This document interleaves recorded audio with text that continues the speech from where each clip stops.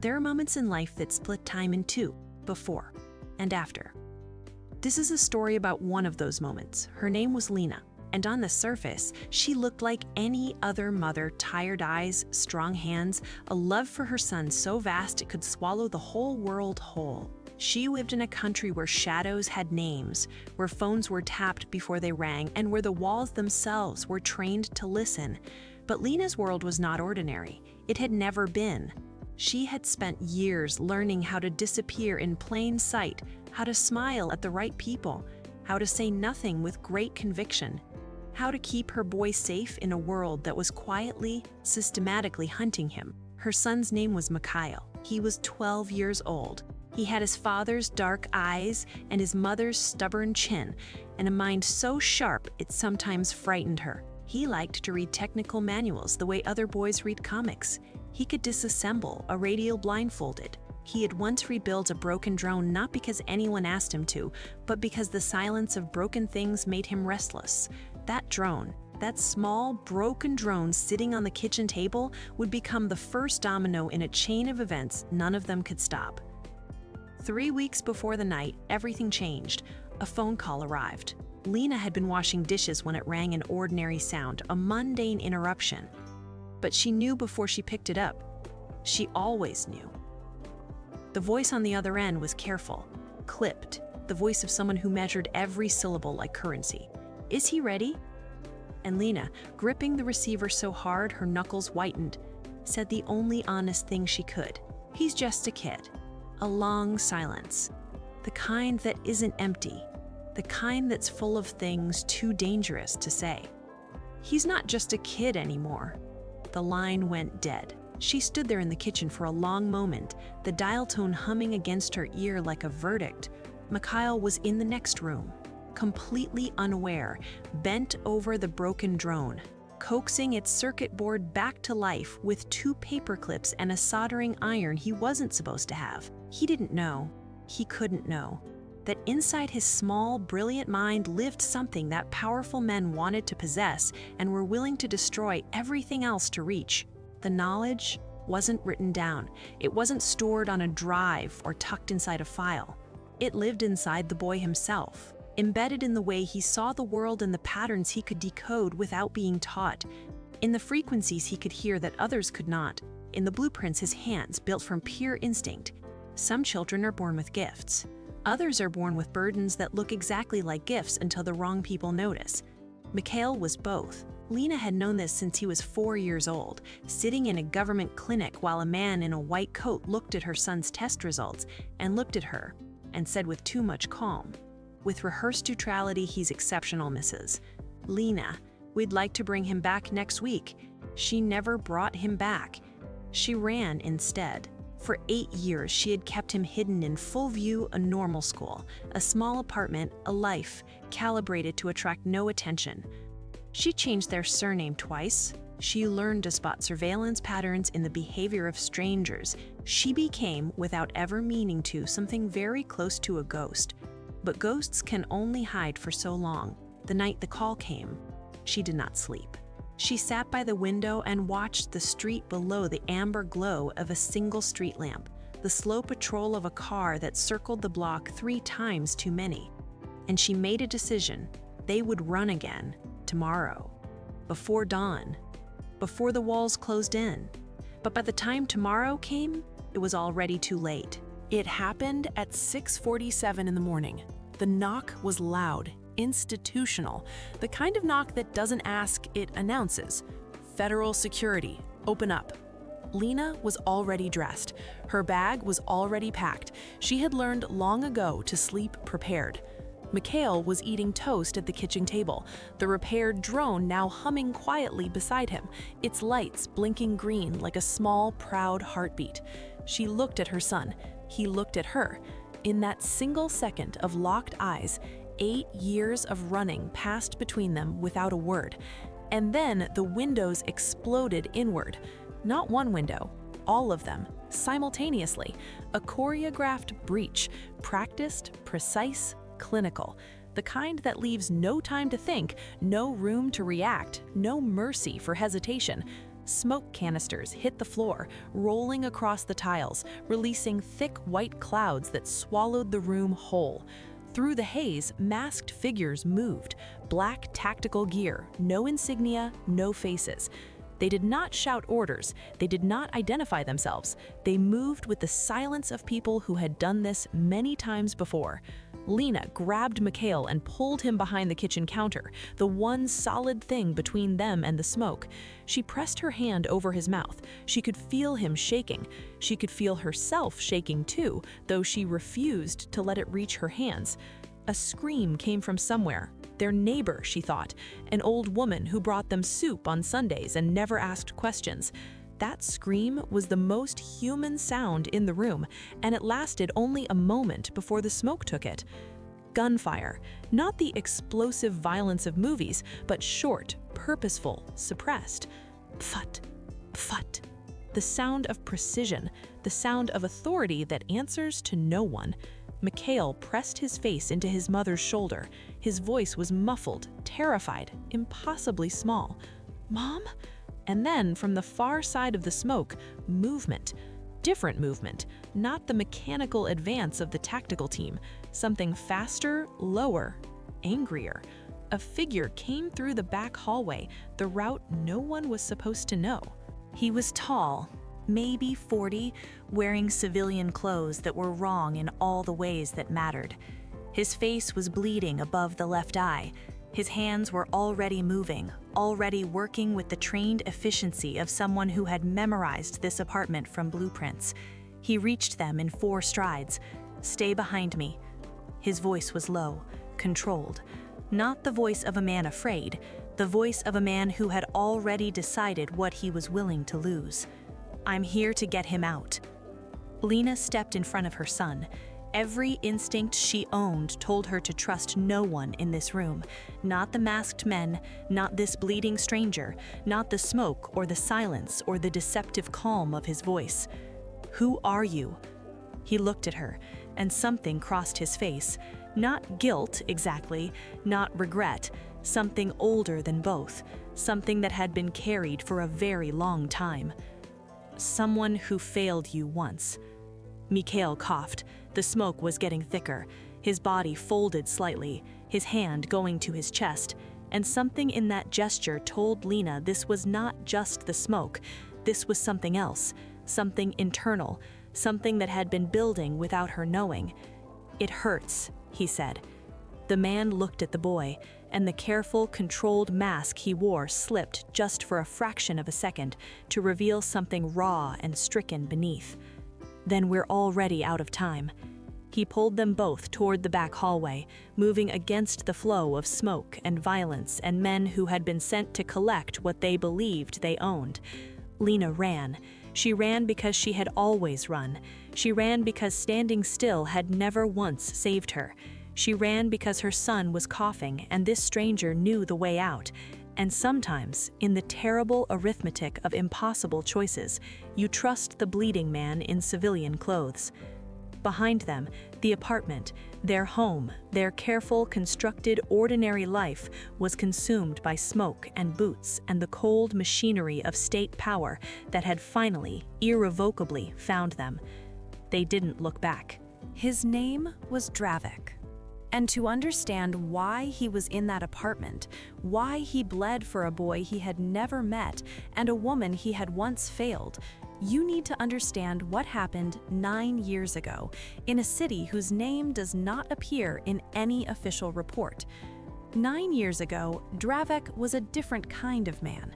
He worked for an organization that existed between the lines of government and private power, the kind of organization that is funded by people who prefer not to be named and whose work is carried out in the spaces where laws run thin. His assignment had been simple, as assignments often are when given in clean offices by men in pressed suits. Find the child, assess the child, report back. He had found him easily enough, a 4-year-old in a government clinic, sitting very still while adults moved anxiously around him, watching everything, understanding more than he should, his dark eyes moving across the room with the quiet attention of someone twice his age. Dravek had sat across from Lena in the waiting room. He had pretended to read a magazine. He had watched her, the way she held her son's hand, the way she scanned every face that entered, the way her jaw was set with a determination he recognized because he had seen it in soldiers, in survivors, in people who had already decided they would not let the worst happen, even if it killed them. He filed his report. The child is exceptional. Recommend immediate acquisition for Program 7.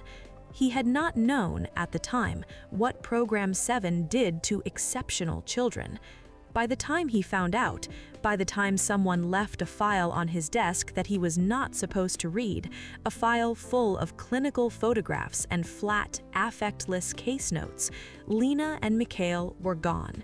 She had run, and she had been right to run. Dravek had burned his report.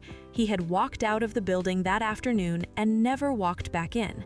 That had cost him everything: his career, his apartment, his savings, 3 years of his life in a legal battle that was never meant to be won. But it hadn't cost him enough, because the boy had still been found. The organization had other eyes, other sources, and institutional patience that outlasted any individual conscience. So he had spent the years since in a different kind of work, the kind that doesn't appear on any payroll, that leaves no trail, that consists mostly of watching and waiting, and preparing for the moment when the debt he owed could finally be repaid. Now he drove without speaking. Lena sat in the passenger seat, her arm around Mikhail in the back, the boy's head against her shoulder, his breathing steadier now, but still wrong, still labored, still carrying that sound that made her chest tighten every time she heard it. "What's wrong with him?" she asked. Dravek kept his eyes on the road. His answer came slowly, like a thing being lifted rather than spoken. "You know what they did at that clinic, the first visit." Lena's silence was its own answer. There was a compound, standard for their assessments at the time. It was supposed to be passive, just a marker, something to track neural activity over time. He paused. It wasn't passive. She looked at her son. He was sleeping now, or something close to it, his face slack, the tension finally draining out of features too young to carry so much of it. How long has he been feeling it? If he's feeling it now, it means it's been activated, which means they're closer than I thought. He glanced in the rearview mirror at the road, at the boy, at the particular quality of darkness that follows a vehicle that is being watched. "There's a doctor, outside the country. She's been expecting you for 2 years. Expecting us? I've been planning this longer than tonight." Lena looked at this man, this stranger with his bleeding face and his quiet voice and his 8-year-old guilt, and tried to decide what he was. Not good, she thought. Not exactly, but pointed in the right direction, the way a damaged compass still knows north. Sometimes that has to be enough. Outside, the city slid past in amber and gray, the ordinary world, carrying on, knowing nothing of the boy asleep in the back seat, and the terrible, specific weight of what he carried inside his mind. "Where are we going?" she asked. "Somewhere they can't follow." "That's not an answer." "No," he said. "It's a promise." To understand what they were running from, truly understand it, you need to know what lived inside Mikhail's mind. Not a secret, not a code, not a stolen document or a memorized formula, something older than secrets, something that cannot be extracted, cannot be transferred, cannot be separated from the human being who carries it. A way of seeing. When Mikhail looked at a system, any system, he did not see what other people saw. He did not see parts and components in logical progressions. He saw the spaces between, the gaps, the invisible architecture of how things almost worked and why, and what single adjustment would make them work perfectly. He had done it with broken radios at age 6, with a faulty water pump at age 8, with his school's ancient computer network at age 10, quietly, without telling anyone, simply because the inefficiency of it bothered him the way a persistent sound bothers a musician. The drone was the latest, but not, they had discovered, the limit. The organization that wanted him, the nameless, letterheadless entity that operated from the seams of sovereign power, had been watching children like Mikhail for 2 decades, cataloging them, testing them, trying to understand what the science could not quite explain, why certain minds, wired in certain ways, could solve in minutes what institutions spent billions failing to crack. They called it resonance cognition, a clinical name for something that felt, to Mikhail himself, simply like paying attention. "I just notice things," he had told his mother once, when she had gently, carefully tried to explain why he needed to be quiet about the things he noticed. "I know," she had said, "that's the problem." They stopped at a safe house 3 hours from the city, a farmhouse at the end of a road that wasn't on digital maps, the kind of place that existed in the analog world only, accessible to those who had been given paper directions and told to memorize them. Dravik woke Mikhail gently. The boy blinked up at him with those dark, absorbing eyes and said with no preamble, with no greeting, "Your car has a tracking device. It's in the left rear wheel well. They put it there while we were running." Dravik stared at him. "I heard it," Mikhail said simply. "The frequency changed 3 blocks after we left. There's a secondary pulse every 90 seconds. A long silence. Dravik got out of the car, found the device exactly where the boy said it would be, and removed it. He held it in his palm, a flat disc, state-of-the-art, the kind his old organization used exclusively. He looked back at Mikhail through the car window. The boy was already looking at something else, the farmhouse roof, the satellite dish, the angle of a security camera, with that same quiet, comprehensive attention that saw everything and asked for nothing in return. Lena watched Dravik's face as he processed what had just happened. She had seen that expression before, on the faces of teachers, doctors, strangers who encountered her son for the first time and were struck by the specific vertigo of realizing that the child in front of them was not in the category they had assumed. But this time, there was something else in it, not just amazement, fear. Not of Mikhail, fear for him. The fear of a man who understood, perhaps more clearly than anyone, what happened to people who possessed things that powerful systems needed to own. Inside the farmhouse, over cold food and warm silence, Mikhail slept for 14 hours. His breathing slowly normalized. The pain in his chest faded. The activation, Dravik explained quietly, had been a proximity signal, designed to make the boy easier to locate. Now that they had put distance between themselves and the nearest relay, it had dimmed. Lena sat beside her son and watched him sleep, and felt, for the first time in 8 years, something that was not hope. Hope was too bright, too breakable, but its durable cousin, determination. She was done running without direction. It was time to run towards something. "Tell me about the doctor," she said to Dravik. He sat across from her, cradling a cup of coffee, and for the first time since the windows shattered, he allowed himself to look tired. "Her name is Dr. Mara Voss. She was part of the original program, the one that created the assessment protocol your son went through. When she realized what they were doing with the data, she disappeared. Like us. Smarter than us. She took evidence." He paused. "Enough to take them apart if it ever reached the right hands." Lena looked at her sleeping boy, at his face, finally slack with something approaching peace. "And what does she need from Mikhail?" Dravik was quiet for a long moment. "She doesn't need anything from him," he said carefully. "She needs to give something to him, something they took. The compound they administered, there's a reversal. She developed it. She's been waiting for him to be ready." "Ready for what?" He met her eyes. "To be free." They crossed the border at dawn.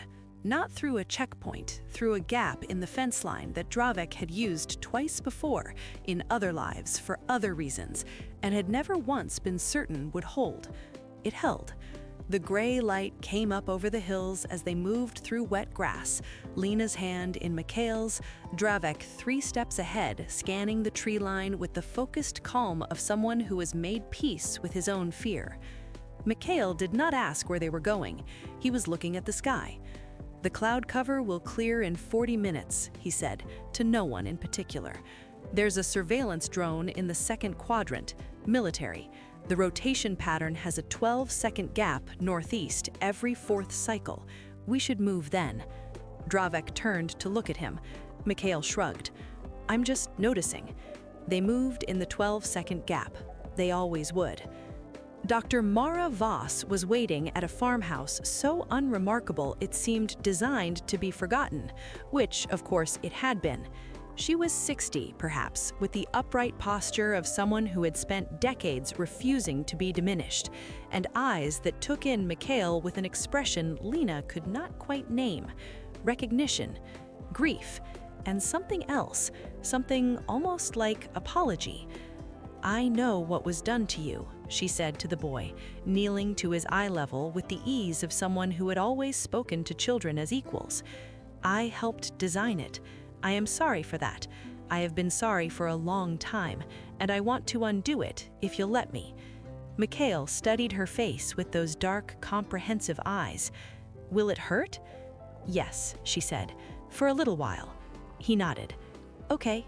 The reversal took 3 days.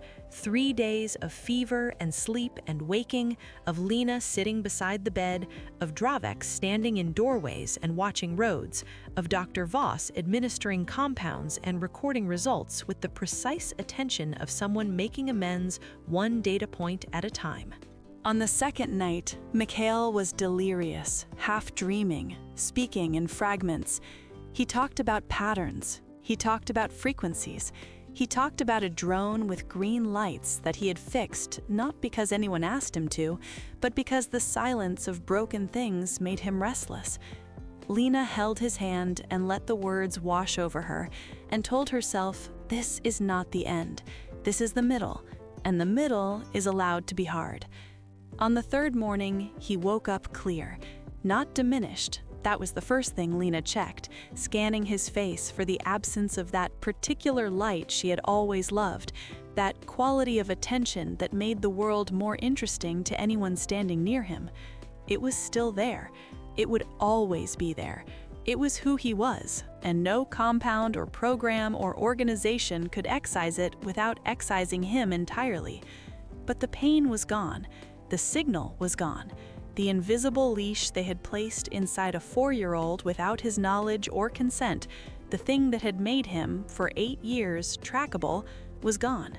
He was, for the first time in his life, fully his own. He sat up in bed and looked at his mother and said, "I'm hungry." She laughed. It came out broken and whole at the same time, the way laughter does when it has been held back for too long. Later, Mikhail sat with Dr. Voss at the kitchen table while she showed him the files, the real ones, the ones that explained what had been done and why, and how many children had passed through the program that had tried to claim him. He read without speaking for a long time. His face did not perform the emotions he was having, it never did, but she could see them, Lena thought, in the set of his shoulders and the particular stillness that came over him when something landed deeply. "What happens to these files?" he asked. "They go where they can do the most good," Dr. Voss said. "Who decides where that is?" She looked at him. "You could, if you wanted to." He thought about it for a long time. He thought about the patterns he could see in things, and the gaps between systems, and the way broken things called to him, not out of sadness, but out of the deep conviction that broken did not have to mean permanent. He thought about 8 years of running, about apartments and false names, and his mother's vigilance and the ordinary life she had constructed around him like a fortress, built from love and fear and nothing else.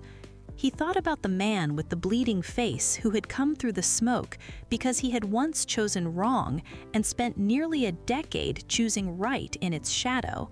He thought about the drone, the small, broken drone he had fixed for no reason except that he could, and he said yes. This is a true story, not true in the way that newspaper headlines are true, with names and dates and verifiable coordinates. True in the deeper way. true in the way that matters when the lights go out and the noise stops, and you are left alone with the things that actually happen to you. The organizations still exist. The programs have different names now. The children being assessed in clean, quiet clinics do not know what is being written in the files about them, but some of them have mothers like Lena. Some of them have accidents of conscience like Drevek. Some of them will survive. And some of them, the ones who are given the chance, will do more than survive. They will fix what is broken. Not because anyone asks them to, because the silence of broken things makes them restless.